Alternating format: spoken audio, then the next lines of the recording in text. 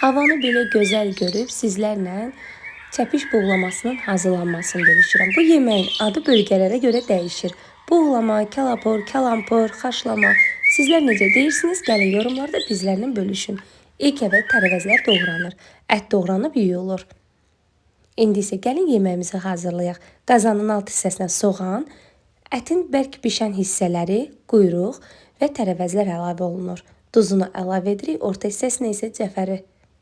Bu qayda ilə biz yığırıq. Sonda üzərinə cəfərini, duzunu, suyunu əlavə edib vam modda 1 saat bişirilir. Sizlər isə mütləq videoya baxa-baxa yaddaş alın, yaxınlarınızla bölüşün və yorumlarınızı yazmağı unutmayın.